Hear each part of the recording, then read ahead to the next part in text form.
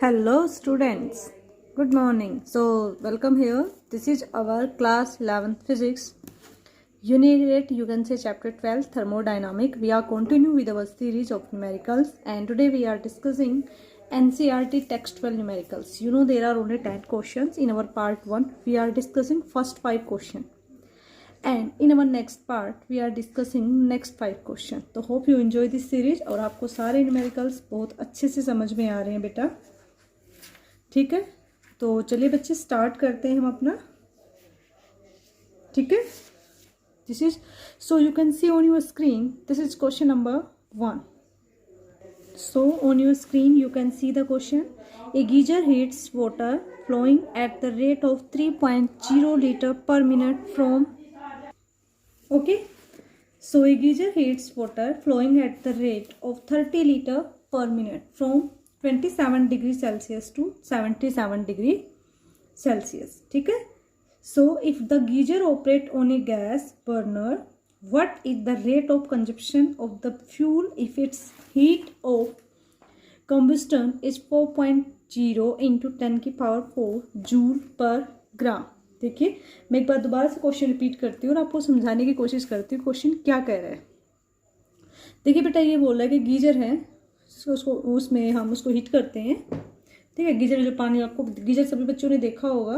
ठीक है, तो उसमें जो पानी का हीट होने का जो रेट है वो है 3.0 लीटर पर मिनट. ठीक है, इनके 1 मिनट में 3 लीटर पानी गर्म हो जाता है और टेम्परेचर रेंज 27 से 77 डिग्री सेल्सियस चली जाती है. अब ये क्या कह रहा है, अगर हम गीजर को एक गैस बर्नर में ऑपरेट कराएं तो कंजप्शन का रेट क्या होगा, कितना फ्यूल, मतलब हम गैस वाला गीजर यूज करें तो कितना मतलब उसका रेट ऑफ कंजप्शन होगा. ठीक है, अगर हीट ऑफ कंजप्शन आपको दे रखी है 4.0 इंटू 10 की पावर 4 जूल पर ग्राम.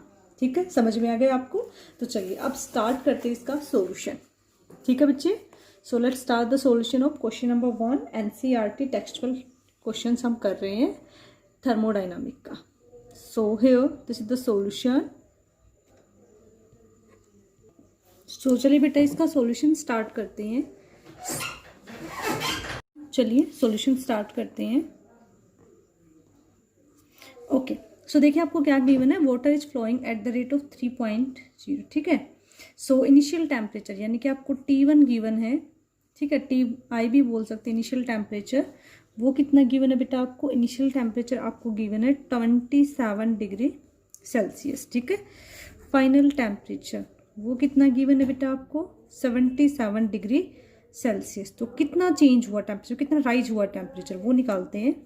Rise in temperature. ठीक है, कितना राइज हुआ है बेटा, डेल्टी हम निकाल लेंगे इसको, T2 माइनस T1. ठीक है, T2 माइनस T1 यानी कि TF माइनस TI. ओके, सो 77 माइनस 27. ठीक है, and this is 50 degree Celsius. This is the rise in the temperature. ठीक है, ओके. अब देखिए बेटा, अब जो हमारे पास इनिशियल टेम्परेचर फाइनल टेम्परेचर हो चुका है, तो हीट ऑफ कंबस्टन कितना दे रखा है, हीट ऑफ कंबस्टन. ठीक है, ये आपको गिवन है बेटा 4 इंटू 10 की पावर 4 जूल पर ग्राम. ठीक है, and you know very well, आपको पता होना चाहिए स्पेसिफिक हीट ऑफ वाटर. ठीक है, ये आपको हर बच्चे को पता होना चाहिए स्पेसिफिक हीट ऑफ वाटर यानी कि C कितनी होती है 4.2 जूल पर ग्राम डिग्री सेल्सियस. ठीक है, एंड देखिए बेटा अब मास कितना गिवन है, मास ऑफ फ्लोइंग वाटर. ठीक है, जो पानी है उसका मास आपको गिवन है 3.0 लीटर पर. ठीक है, 3.0 लीटर पर मिनट ये आपको गिवन है उतना पानी. ठीक है, सो टोटल हीट यूज कितनी हुई वो निकाल लेंगे. सो टोटल हीट यूज्ड, तो टोटल हीट का फॉर्मूला क्या होता है बेटा, हीट का फॉर्मूला होता है MC del T. ठीक है, the mass, see the specific heat of water, delta is the rising temperature. तो हमारे पास तीनों चीज़ें अवेलेबल हैं। चलो पुट कर देते हैं 3000, क्योंकि लीटर में था ना बेटा, ठीक है, तो मैंने इसको चेंज कर दिया है। ये तो क्लियर हो गया ना कि मैंने क्या कर दिया इसको, ओके, ठीक है। तो लीटर में था तो मैंने इसको मिलीलीटर में चेंज किया है, तो ये आपका हो जाएगा 3000, ठीक है, इनटू में 4.2 और इनटू में हो जाएगा आपका 50, ठीक है, राइजिंग टेम्प। जैसे ही आप इन तीनों को सोल्व करेंगे तो देखिए बेटा 1 2 3 4, ठीक है, तो ये आपका हो जाएगा 4.2 इंटू 3 इंटू 5 इंटू 10 की पावर 4, ठीक है, ओके, यहाँ तक क्लियर है। अब जब हम तीनों को मल्टीप्लाई करेंगे देन वी आर गेटिंग 5 3 जा 15, 15 2 जा 30 और ये 63.0 इंटू 10 की पावर 4। आपको पता है इतनी ज़्यादा नहीं हो सकता, तो हम क्या करेंगे, इसको लिखेंगे 6.3 इंटू 10 की पावर 5 जूल पर मिनट, ठीक है, क्लियर हो गया। सो अब देखिए क्या करना है, रेट ऑफ कंजप्शन निकालना है, रेट ऑफ कंजप्शन, ठीक है, रेट ऑफ कंजप्शन हम निकालेंगे।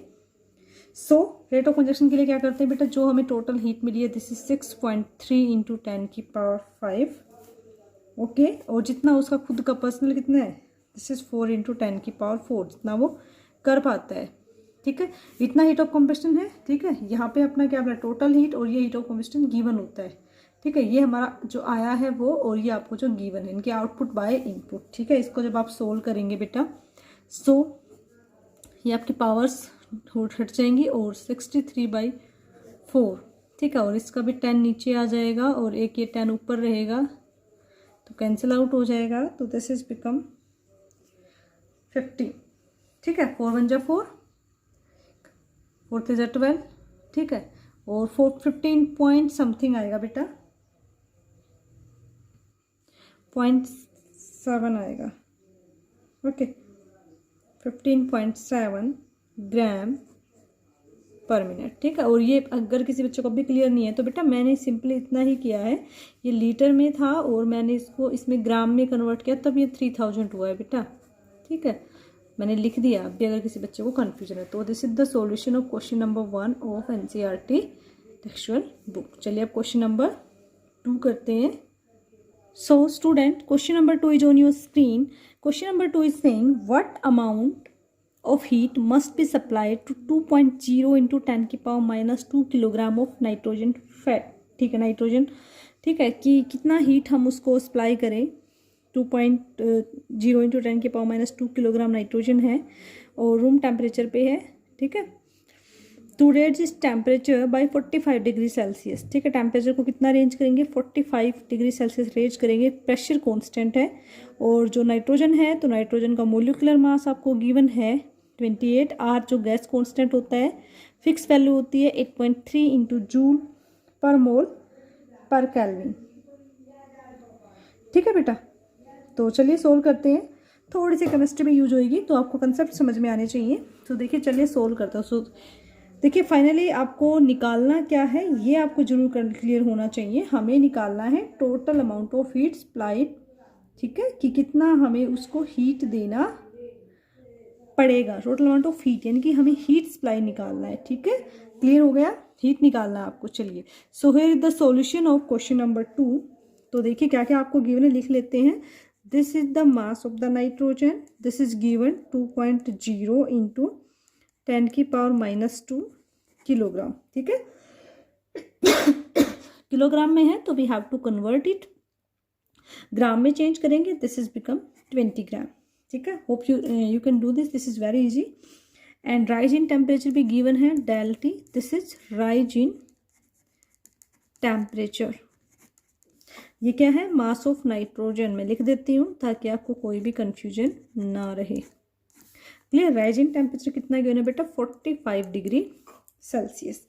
Molecular mass of nitrogen, molecular mass of nitrogen, यानी कि इसको हम बड़े एम से रिप्रेजेंट करेंगे, एंड दिस इज 28, 8, ये भी आपको गिवन है, ठीक है।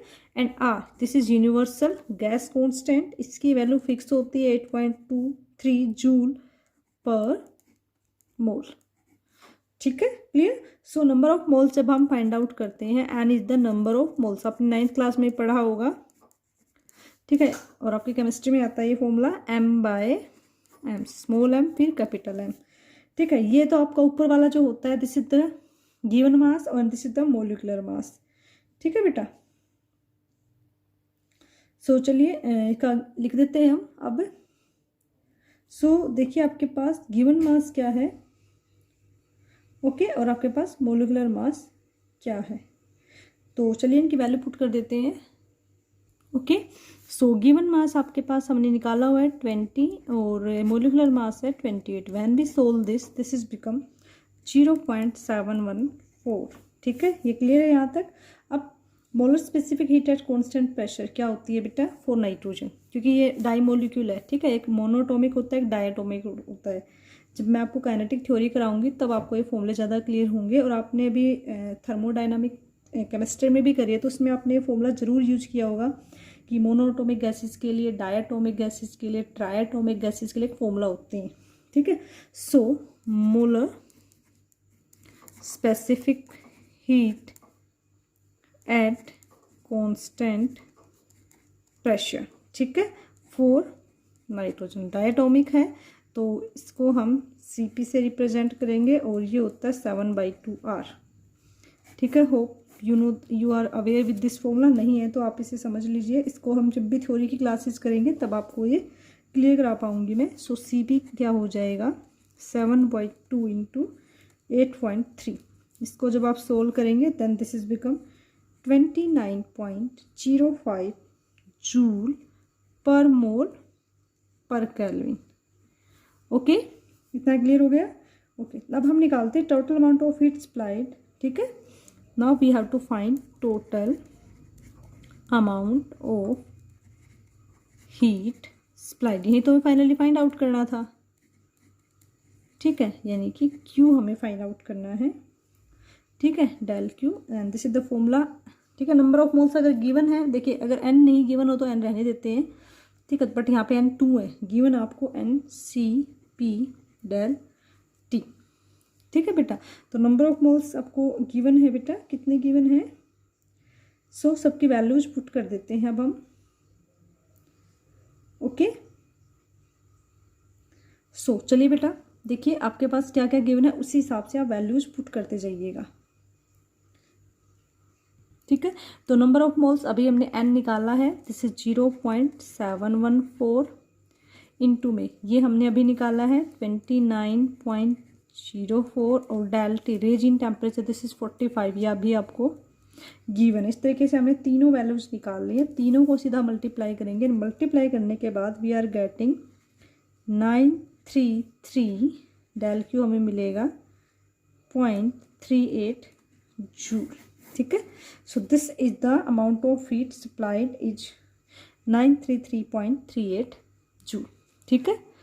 समझ गए आप इस क्वेश्चन को, ठीक है। चलिए बेटा now question number 3 is on your screen.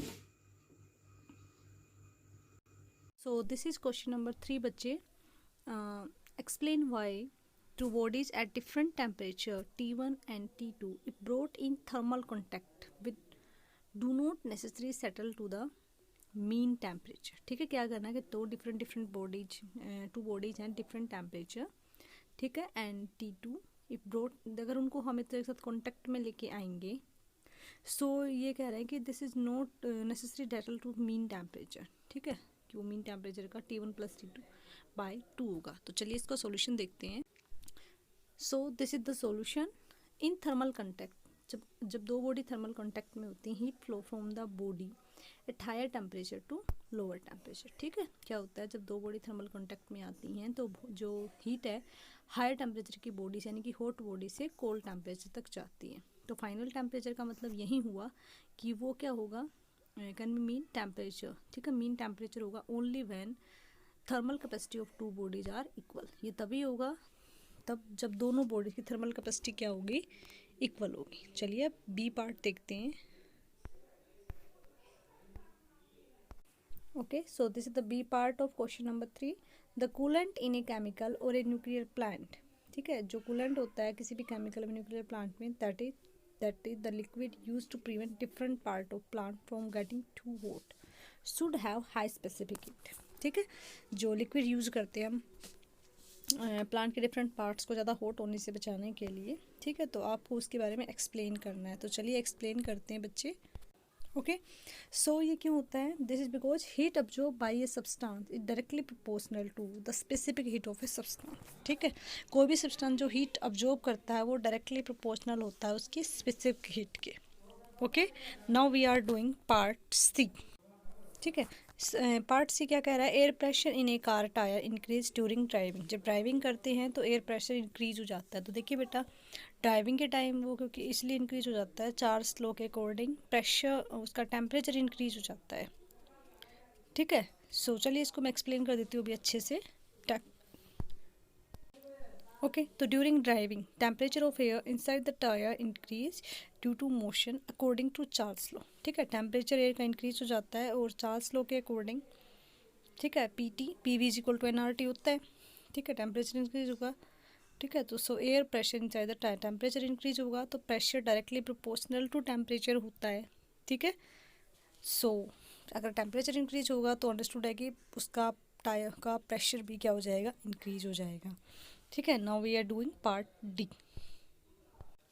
Part D, the climate of a harbour town is more temperate than the town of a desert at the same latitude. ये क्या कह रहा है कि अगर सेम ही लैटिट्यूड पे एक डेजर्ट का टाउन है और एक हार्बर टाउन है तो उसका जो क्लाइमेट का टेम्परेचर वो ज़्यादा क्यों होता है? तो चलिए इसको सोल्व करते हैं.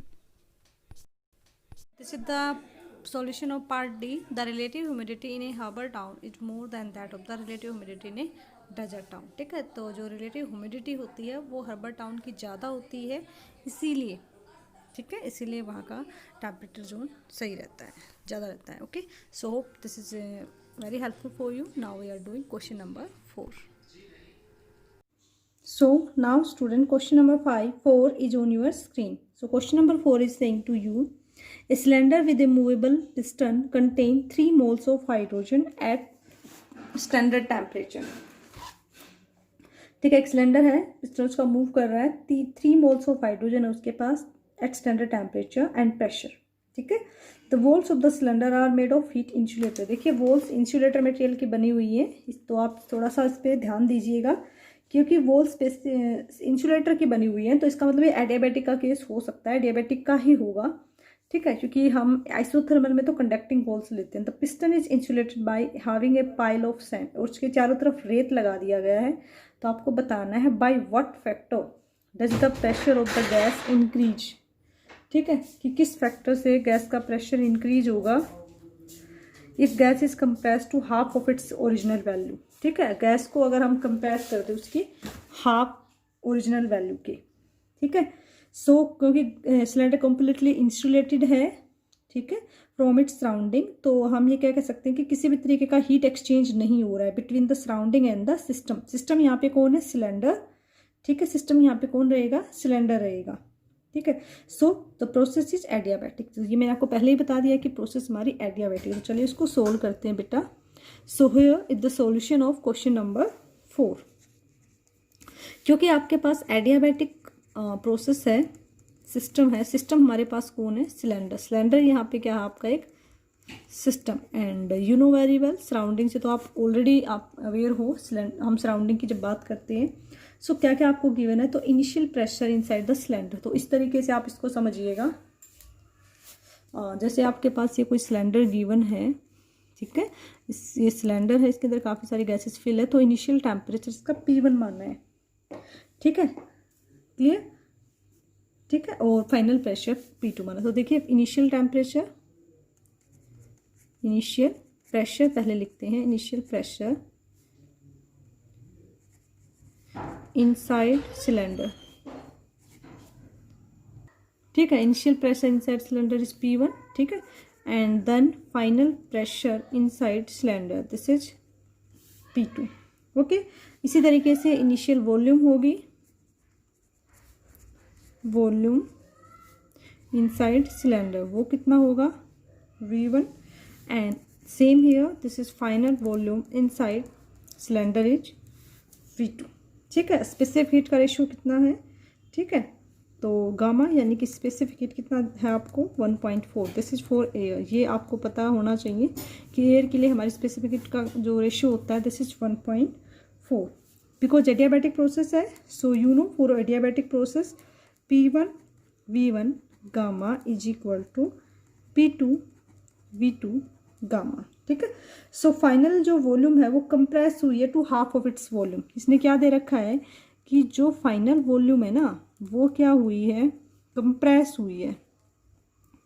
ठीक है, और कितनी कंप्रेस हुई है? Half of its volume, initial volume का हाफ। ठीक है, ये क्वेश्चन में हमें गिवन है। ठीक है, तो चलिए इसी चीज़ को यूज करते हुए सोल्व करते हैं। यानी कि you can say that is जो V2 है दिस इज V1/2।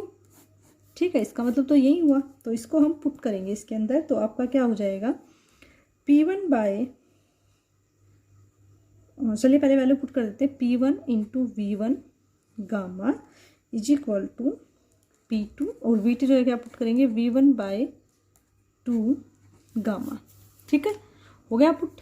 ओके, अब हम क्या करते हैं बेटा, इसको इसके नीचे लेके आते हैं इसको। तो दिस इज P2/P1 और इधर क्या हो जाएगा V1/2 और इंटू में क्या हो जाएगा इसका गामा। ठीक है, क्लियर? तो V1 से V1 कैंसिल आउट हो जाएगा। ठीक है, और ये 1/2 पर आएगा तो 2 की पावर गामा हो जाएगा। ठीक है, और गामा आपका कितना है 1.4 यानी कि 2 की पावर 1.4। ठीक है, क्लियर? ओके, तो हमें ये सोल्व करना है और इसकी वैल्यू निकालनी है। तो P2/P1 इज इक्वल टू 2 की पावर 1.4। ठीक है, और मैंने आपको काफ़ी सारी प्रैक्टिस कराई है जिसमें मैंने आपको समझाया था कि जब भी आपको इस तरीके से क्वेश्चन गिवन हो तो आपको इन पावर्स को कैसे सोल्व करना है। तो जब आप इस टर्म को सोल्व करेंगे बेटा, तो सपोज कीजिए हम इस P2/P1 के रेशियो को हम क्या मान लेते हैं, हम मान लेते हैं K। ठीक है, तो K इज इक्वल टू 2 की पावर 1.4 हो जाएगा। ओके, ठीक है, तो इसको जब हम सोल्व करेंगे 2 की पावर 1.4 को, तो हमने क्या करना है इस तरीके से दोनों तरफ हम क्या ले लेंगे log। तो log K is equal to log 2 की पावर 1.4। ठीक है, 1.4 आगे आएगा तो 1.4 log 2। ठीक है, log 2 की वैल्यू क्या होती है 1.4 इंटू 0.301, ये log 2 की वैल्यू होती है। ठीक है, और इसको जब हम सोल्व करें दिस इज बिकम 0.04214। ओके, तो ये log K की वैल्यू आई है। अब हम क्या करेंगे, दोनों तरफ anti, take anti log both side. ठीक है, दोनों तरफ एंटी log लेंगे। तो जब एंटी log लेंगे तो क्या हो जाएगा बेटा, log into log K is equal to log inverse 0.4214। तो ये तो कैंसिल आउट हो जाएगा। ठीक है, और log इनवर्स तो K यानी कि P2/P1, K यानी कि P2/P1। ठीक है, और ये किसके इक्वल हो जाएगा, log इनवर्स 0.4214 की वैल्यू होती है आपकी। ठीक है, तो इसकी वैल्यू अब हम पुट कर देंगे बेटा। तो जब हम log टेबल में चेक करेंगे इसकी वैल्यू, ओके, तो अब हमारे पास आएगा 2.639। ठीक है, so this is the final solution, that is जो हमारा रेशियो हो जाएगा वो आपका ये हो जाएगा। ठीक है, तो pressure increase by A factor of 2.639। Hope आपको ये पावर्स वाले क्वेश्चन अब काफ़ी अच्छे से समझ में आ गए होंगे। ठीक है, now question number 5 is on your screen. ठीक है, so question number 5 is saying to us in changing the state of gas adiabatically, जब आप एडियाबैटिकली किसी गैस के स्टेट को चेंज कर रहे हैं फ्रॉम एन इक्विलिब्रियम स्टेट से एट स्टैंडर्ड टेम्परेचर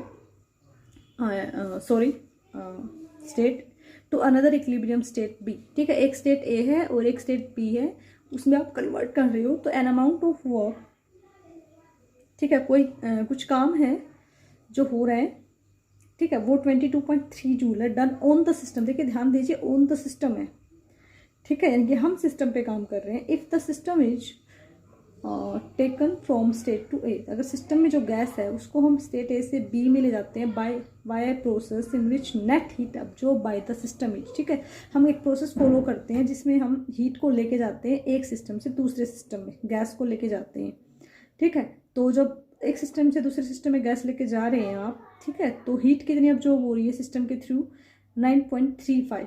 तो आपको बताना है how much is the net work done by the system in the latter case, जो बाद में हुआ है उसमें कितना अमाउंट ऑफ हीट अब्जॉर्ब होगा, यानी कि आपको वर्क बताना है बेसिकली, ठीक है बेटा। क्लियर हो गया आपको क्या करना है,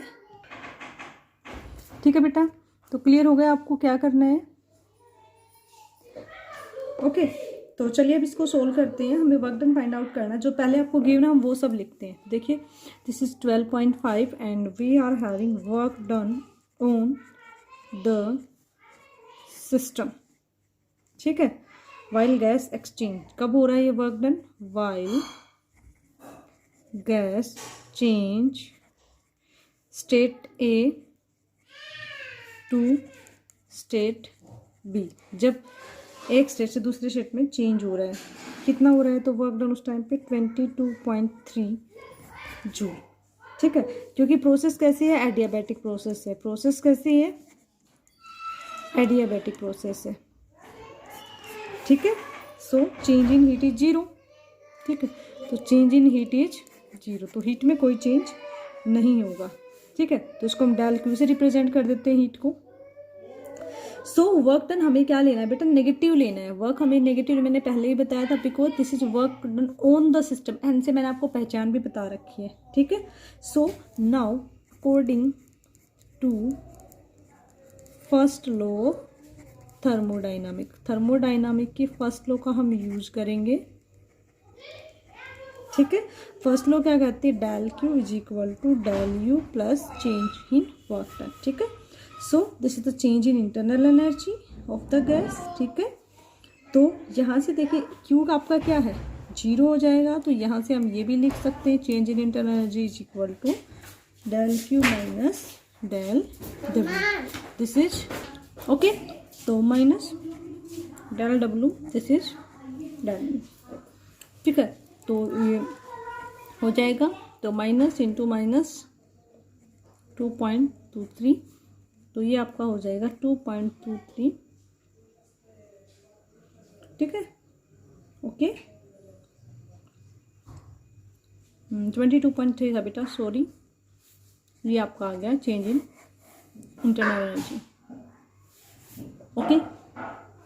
सो अब क्या बोल रहा है कि जब गैस एक्सचेंज हो रही है ना, अब जब गैस एक्सचेंज हो रही है, ठीक है, तो नेट हीट अब्जॉर्ब हो रही है बाय द सिस्टम, ठीक है। अब क्या कह रहे हैं, when gas goes from state A to B, तो हीट क्या हो रही है, अब्जॉर्ब हो रही है, ठीक है, हीट क्या हो रही है, अब्जॉर्ब हो रही है। तो कितनी अब्जॉर्ब हो रही है वो देखिए, डेल क्यू, यानी कि कितनी हीट अब्जॉर्ब हो रही है, डेल यू प्लस में, ठीक है, डेल डब्ल्यू, ओके।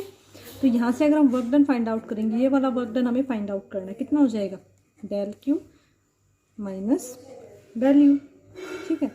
ये आपके पास कितना है, ये आपको गिवन है 3, देखिए हम ये एक बार निकाल लेते हैं कितना आपको गिवन है, तो ये आपको गिवन है 9.35 कैलोरी, इसको हम जूल में चेंज करेंगे तो 9.35 इंटू 4.2, ठीक है, एंड या 4.19 से भी कर सकते हैं, एक ही बात होती है, ठीक है, 39.176। तो मैंने इसको जूल में कन्वर्ट कर लिया है और इसी वैल्यू को मैं यहाँ पे यूज़ करने वाली हूँ, ठीक है। तो ये 39.176 माइनस इंटरनल एनर्जी मैंने अभी फाइंड आउट करी थी 22.3, when I solve it then I am getting 16.8765 joule. So students, this is the required work done by the system, ठीक है। तो यही वो required work done था जो हम सिस्टम को किया था, ठीक है। So hope this is very helpful for you बच्चे, thank you so much, have a nice day, take care।